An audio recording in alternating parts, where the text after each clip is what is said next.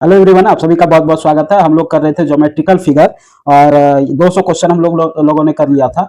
और आज जो क्वेश्चन करेंगे वो 201 से, टोटल जो सवाल है 236 सवाल है इस चैप्टर में। तो 201 से 236 नंबर क्वेश्चन तक और इस वीडियो में यह चैप्टर जो है समाप्त हो जाएगा, ठीक है। और इसका सारा वीडियो देख लीजिएगा, प्लेलिस्ट में पड़ा हुआ है। इससे पहले भी और सारे चैप्टर कराए, उसका भी प्लेलिस्ट में वीडियो पड़ा हुआ है चैप्टर वाइज, ठीक है। तो चलिए स्टार्ट करते हैं क्वेश्चन नंबर 201 से। कहता है क्वेश्चन नंबर 201, दीर्घवृत्त, इलिप्स जो होता है दीर्घवृत्त, ऐसे करके दीर्घवृत्त के चाप पर मिलने वाले दीर्घ अक्ष के सिरों को क्या कहते हैं। ये जो दीर्घवृत्त है इसके चाप से मिलने वाले अक्ष के सिरों को क्या कहते हैं, क्या कहेंगे बताइएगा। तो क्या कहेंगे, फोकस कहते हैं। क्या कहते हैं, फोकस। फोकस कहते हैं। क्या कहते हैं, फोकस कहते हैं, ठीक है। तो देखिए, दीर्घवृत्त के चाप पर मिलने वाले दीर्घवृत्त अक्ष के सिरों को क्या कहते हैं, फोकस कहते हैं, ठीक है। तो राइट आंसर जो होगा ऑप्शन नंबर डी हो जाएगा। नेक्स्ट क्वेश्चन नंबर 202, कहता है यदि दो संपूरक कोणों में 44 का अंतर है तो उसमें एक कोण क्या होगा। देखिए, संपूरक कोण कितने का, 180 डिग्री का। दो संपूरक कोण 180 डिग्री का, तो इसका अंतर कितना है, 44। तो a माइनस बी बराबर कितना, 44। अंतर कितना का, 44 का। और a प्लस बी बराबर कितना, 180 का। 180 का कितना का, 180 का। अब सॉल्यूशन करेंगे, तो सॉल्यूशन करेंगे तो क्या हो जाएगा, निकल बी बी कैंसिल हो जाएगा, 2a होगा। 2a बराबर कितना हो जाएगा, ये दोनों को जोड़ लेंगे तो 4 और 2 224। तो a बराबर कितना हो गया, a बराबर 112। a बराबर कितना आ गया, 112। a बराबर आपका कितना आ गया, 112। तो b बराबर 68। 180 में 112 घटा लेंगे तो b का वैल्यू 68। तो पूछा गया है कि उसमें से एक कोण कितना का होगा, 68 का, और एक कोण 112 का। तो राइट आंसर जो हो जाएगा इसका ए हो जाएगा। चलिएगा क्वेश्चन नंबर 3, 203 नंबर का था। एक बहुभुज जिसकी भुजाएं 8 है, आंतरिक कोण का माप क्या होगा। तो आंतरिक कोण का माप बताए थे n-2 इंटू 180 बटे में n कर देंगे, बटे में n कर देंगे तो भुजा कितना, 8। 8 में से 2 घटाएंगे 6, तो 6 गुना 180 बटे में 8 काट देंगे। काटेंगे तो आंसर कितना का आएगा, आंसर कितना आएगा, 135 डिग्री। काट देंगे, देखिए 4 दूना 8 और ये 45 चौके 180, 2 से 3 बार में कट गया, 45 गुना 3 135 डिग्री जो होगा इसका राइट आंसर हो जाएगा। नेक्स्ट सवाल की ओर चलते, क्वेश्चन नंबर 204, कहता है एक त्रिभुज में यदि 3 शीर्षलंब बराबर हो, 3 शीर्षलंब, ये त्रिभुज आपके पास, इसमें तीनों शीर्षलंब क्या होगा, बराबर होगा। ये ऐसे, ये ऐसे, ये ऐसे, तीनों शीर्षलंब क्या होगा, बराबर होगा। तो त्रिभुज कैसा होगा, त्रिभुज कैसा हो जाएगा, तो समबाहु त्रिभुज होगा। कैसा त्रिभुज होगा, समबाहु त्रिभुज हो जाएगा, इक्विलेटरल ट्रायंगल हो जाएगा। राइट आंसर जो होगा ऑप्शन नंबर बी हो जाएगा। नेक्स्ट सवाल की ओर चलते हैं, क्वेश्चन नंबर 205, कहता है यदि एक समबाहुभुज का प्रत्येक आंतरिक कोण जो है 144 डिग्री है तो उस बहुभुज की कुल भुजाएं कितनी होगी। तो देखिएगा, कुल भुजाएं कितनी होगी, कुल भुजाएं निकालना है कितनी होगी। तो देखिए यहाँ पे आंतरिक कोण का फॉर्मूला क्या होता है, n into n minus n into, देखिएगा कहता है एक समबाहुभुज का प्रत्येक आंतरिक कोण जो है 144 है, उस बहुभुज की कुल भुजाओं की संख्या कितना होगा। आंतरिक कोण बराबर 144, n बराबर जो होगा 144, 144 है ना, इसका वैल्यू 144 बराबर जो होगा n माइनस 2 इंटू 180 बटा n। तो यहाँ हमको n का वैल्यू निकालना है, n का वैल्यू क्या हो जाएगा, तो n का वैल्यू निकालेंगे तो इसको सॉल्यूशन करेंगे। 144 n इधर गुना हो जाएगा, 144 n बराबर जो होगा 180 n माइनस 360, माइनस 360। n का जो वैल्यू आएगा वो कितना आएगा, 300, n का जो वैल्यू निकलेगा यहाँ पे वो कितना निकलेगा, 10 निकलेगा। भुजाओं की संख्या जो होगी वो कितनी हो जाएगी, 10 हो जाएगी। इसको सॉल्व कीजिएगा तो आंसर आपका 10 हो जाएगा। नेक्स्ट सवाल की ओर चलते हैं, कहता है कि एक वर्ग, वर्ग ABCD, एक वर्ग लेते हैं हम ABCD, ये वर्ग हो गया ABCD, ठीक है। क्या, ये वर्ग हो गया ABCD, ये वर्ग हो गया, ठीक है। ABCD एक वर्ग है।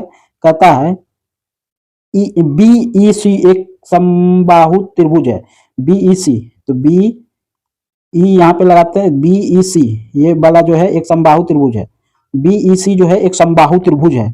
फिर कहता है उसमें CE BD एक दूसरे को परस्पर O पर काटती है, तो BD यहाँ पे काटी, देखिए कलर चेंज कर देते हैं, कलर यदि हम देखें तो कलर चेंज कर देते हैं। ये बी डी जो है काटा कहाँ पे, ओ पर काटा, ठीक है। ये किसको, इसी को ओ पे काटा, यहाँ पे ओ पे काटा। तो बोला गया है हमको क्वेश्चन में एंगल बी ओ सी बराबर कितना होगा, एंगल बी ओ सी बराबर कितना हो जाएगा, ठीक है। एंगल बी ओ सी बराबर कितना हो जाएगा, समबाहु त्रिभुज है, तीनों भुजा बराबर होगा। तो यहाँ पे हमको पूछा बी ओ सी कितना हो जाएगा, ठीक है।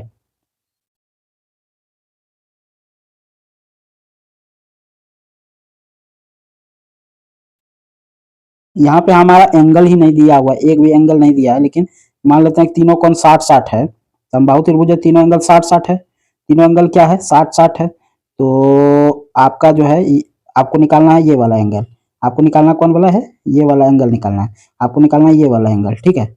ये वाला एंगल निकालना है, बी ओ सी निकालना है, क्या निकालना है, बी ओ सी निकालना है। तो 60-60 है, तो ये वाला एंगल 60 हो गया, ये पूरा 60 है, लेकिन पूरा 60 है तो 60 तो ले नहीं सकते हैं। यदि त्रिभुज बीओसी में चले, बीओसी में, तो तीनों कोणों का योग 180 होगा, एक कोण 60 हो गया, बचा 120, बचा 120, 120 में यदि हम पूरा तो 60 है ना, 60 से कुछ कम होगा, तो 60 से कुछ कम घटाएंगे तो एक ही ऑप्शन बचेगा जो कि हमारा होगा क्या, 75 डिग्री। यदि 45 इसको मान के चलते हैं, लेकिन ये क्वेश्चन थोड़ा अधूरा है, इसको सही कीजिएगा। ये इसमें देना चाहिए डी बी सी का वैल्यू देना चाहिए, डी बी सी का वैल्यू देना चाहिए इसमें, इसमें दिया नहीं है, इसमें 45 डिग्री यदि देता तब ये क्वेश्चन सही होता है, ऐसे ही क्वेश्चन रॉन्ग है, ठीक है। तब आंसर जो हो जाएगा आपका 75 डिग्री हो जाएगा, ठीक है। यदि डीबीसी 45 डिग्री दिया रहता तब आपका बीओसी में, बीओसी में आपका तीनों कोणों का योग 180 होता है, 180 होता तो एक 45, दूसरा 60, तो तीसरा कितना 75 का होगा, ठीक है। तो यहाँ पे थोड़ा सा सही कर लीजिएगा। नेक्स्ट चलते हैं क्वेश्चन नंबर 207। रेडियस लिखने के लिए सही विधि कौन सी है, रेडियस लिखने की सही विधि कौन सी है। तो रेडियस जब भी लिखेंगे तो आर जो है पहले लिखेंगे, आर लिखेंगे, उसके बाद जो भी न्यूमेरिक वैल्यू होगा वो। तो सही विधि जो है इस प्रकार से हो जाएगा, राइट आंसर जो होगा option number C.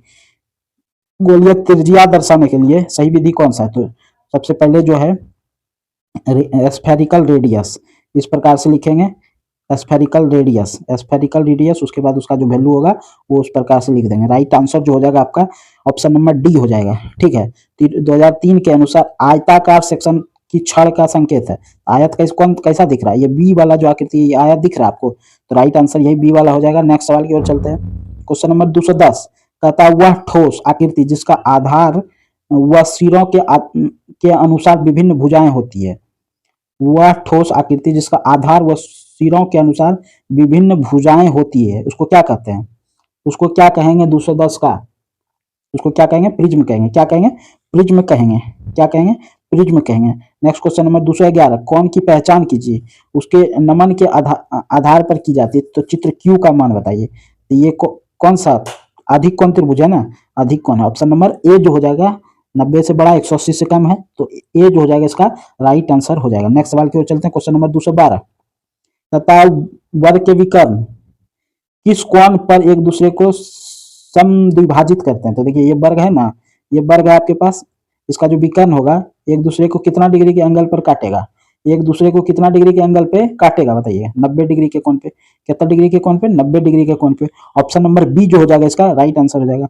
Next question number 213 यदि एक आयत को किसी भुजा के चारों तरफ घुमाया जाए तो क्या बनेगा, आयत को घुमाएंगे तो क्या बनेगा, आयत को घुमाएंगे तो क्या बनेगा,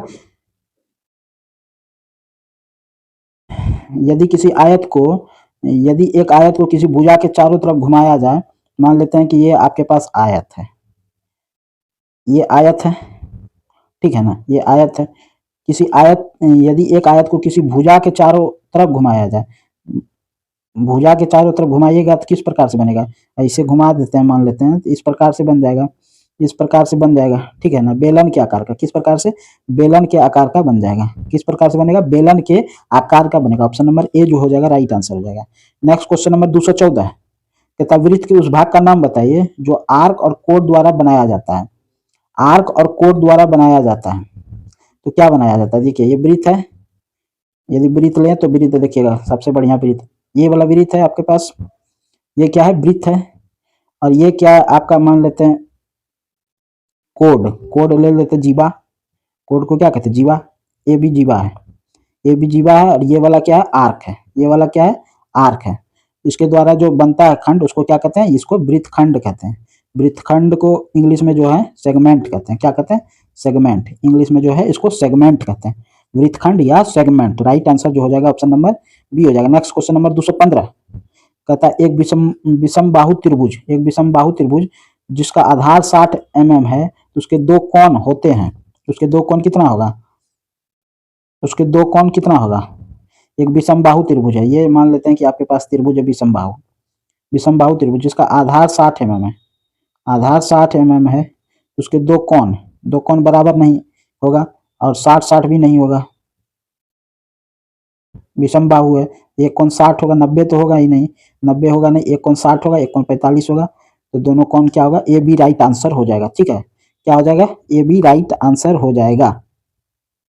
क्या होगा, ए बी राइट आंसर हो जाएगा। नेक्स्ट चलते त्रिभुज के विकर्णों की संख्या होती है। त्रिभुज में विकर्ण होता है क्या, कभी देखें, त्रिभुज में विकर्ण नहीं होता है। राइट आंसर जो हो जाएगा सी हो जाएगा। फिर कहता है त्रिभुज के तीनों माध्यिकाओं के समांगी बिंदु को क्या कहते हैं। ये त्रिभुज आपके पास और तीनों माध्यिका आके मिला एक बिंदु पर, उसको क्या कहेंगे, केंद्रक कहते हैं। क्या कहते हैं, केंद्रक कहते हैं। तीनों जो बिंदु पे मिलता है उसको क्या कहते हैं, केंद्रक कहते हैं। तो राइट आंसर जो होगा आपका डी हो जाएगा। नेक्स्ट सवाल की ओर चलते हैं। नेक्स्ट सवाल क्या कहता है, क्वेश्चन नंबर 218 देख रहे हैं। क्वेश्चन नंबर 218, निम्नलिखित में से कौन सा त्रिभुज का अधिक कोण नहीं हो सकता। अधिक कोण 90 से अधिक लेकिन 180 से कम, तो कौन सा ऐसा है, ऑप्शन नंबर सी जो होगा, 90 से कम है तो ये अधिक कोण होगा, नहीं होगा। तो राइट आंसर जो होगा ऑप्शन नंबर सी हो जाएगा। क्वेश्चन नंबर 219, यदि बहुभुज के अंतः कोण का योग जो है 360 है, तो उसके भुजाओं की संख्या कितनी हो जाएगी, भुजाओं की संख्या कितनी हो जाएगी। अंतः कोणों का योग 360 है। ये मान लेते हैं कि आपके पास कोई वर्ग है, वर्ग का चारों कोण 90-90 होता है, वर्ग का चारों कोण जो होता है 90-90 होता है। बताइए, तो वर्ग का चारों कोण 90-90, चारों कोणों का योग कितना होता है 360, तो अंतः कोण का योग कितना हो गया 360। तो कहता है किसी बहुभुज के अंतः कोणों का योग 360 है, उसकी भुजाओं की संख्या कितनी होगी, 4 होगी। तो राइट आंसर जो हो जाएगा ए हो जाएगा। नेक्स्ट चलते हैं 220, तीन या तीन से अधिक सरल रेखाओं से घिरी समतल आकृति को क्या कहते हैं। तीन या तीन से अधिक सरल रेखाओं से घिरी समतल आकृति को क्या कहते हैं। चाहे तो त्रिभुज कहेंगे, त्रिभुज नहीं है तो क्या कहेंगे, बहुभुज कहेंगे। ऑप्शन नंबर बी जो हो जाएगा इसका right answer. Next question number 221, वह ठोस आकृति जिसका आधार व सिरों के विभिन्न भुजाएं होती है उसको क्या कहते हैं। आधार व सिरों की विभिन्न भुजाएं होती है उसको क्या कहेंगे, प्रिज्म कहेंगे। क्या कहेंगे, प्रिज्म कहेंगे।